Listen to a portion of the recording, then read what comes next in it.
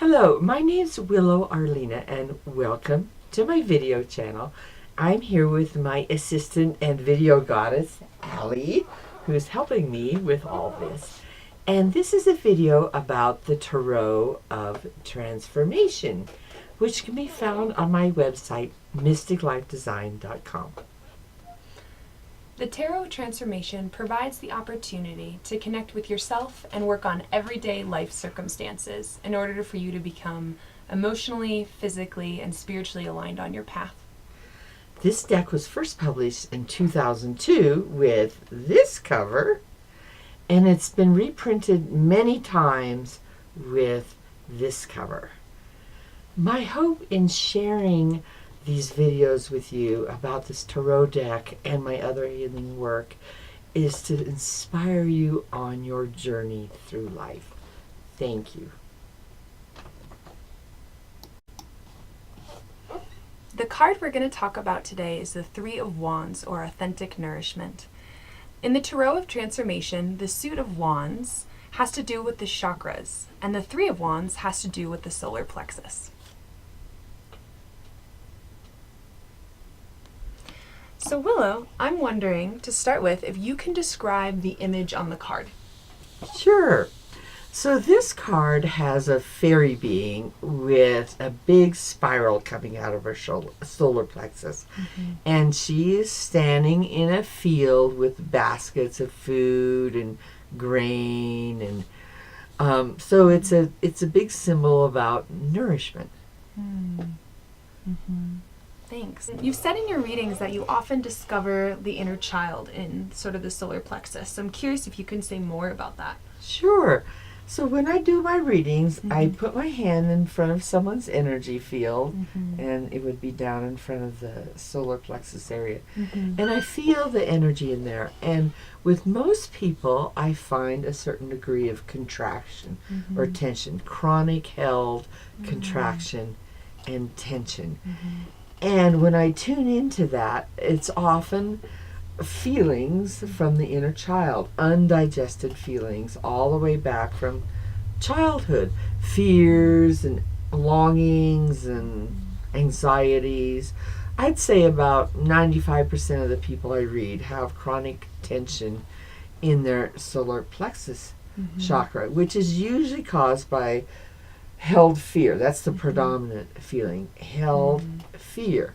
So think about it. When we're a child and something scary is going on or something uncertain, and that happens a lot for children because they don't really have the big picture, then they often contract right there, like we all do. You know, we all contract in our gut when things are weird. Right. And so those feelings get stuck there. They stay there, and they can stay there your whole life until you get around to digesting them.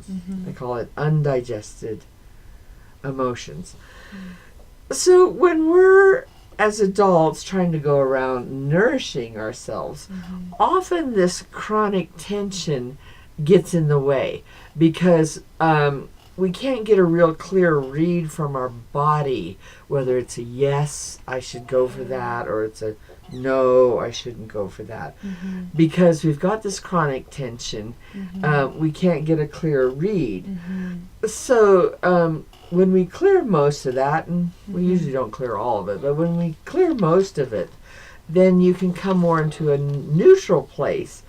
And then when you think about going towards something, if it's a nourishing thing, your body relaxes and you basically get this internal yes. Your system relaxes as you reach towards something that would be nourishing to you.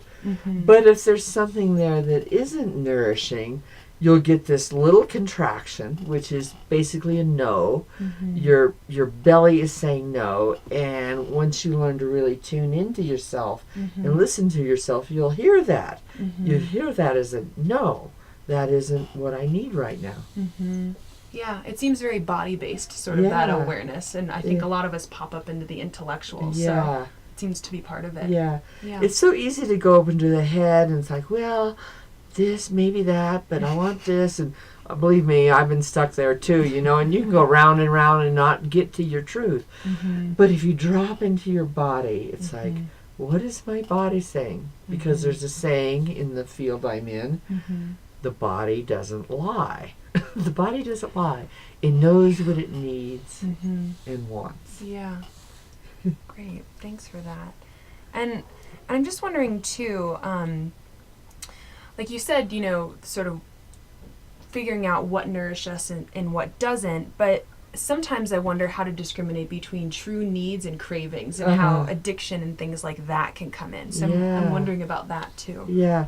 So tell us a little bit about this hungry ghost teaching from the Buddhist tradition, because I think this describes a piece of this picture very well. Yeah, in a tradition that I study in the Buddhist tradition, the Vajrayana, there's 5 different wisdom energies, and one of them is Ratna, which is yellow. So the neuroses of it is this sort of hungry ghost quality. This, if you can picture a really big ghost with a huge stomach and a very small mouth, and it just wants to fill, but it never is able to. Like a ghost, it just falls right out. So we're never satisfied. So I'm curious, how that sort of relates. It seems similar. Yeah, it does. A very picture metaphor for a very common phenomenon, which is insatiable craving. So they found that really the root of all addictions is lack of connection. It's fundamentally a connection wound. And I think this is amazing to realize this. So when we're children, if we had the perfect mother, which none of us did, if we had the perfect mother, then we got all the connection and attunement we needed. And so we could relax very deeply into the secure attachment we have with our mother. But if we didn't have that, then often this tension builds up, and also this craving. This craving is a part of it. It comes up like, I want something. And basically we're looking for nourishment, mostly emotional nourishment, but that can be translated into cravings for food, cigarettes, alcohol, too much sex, of course, too much screen time, you name it, because we're trying to feel nourished.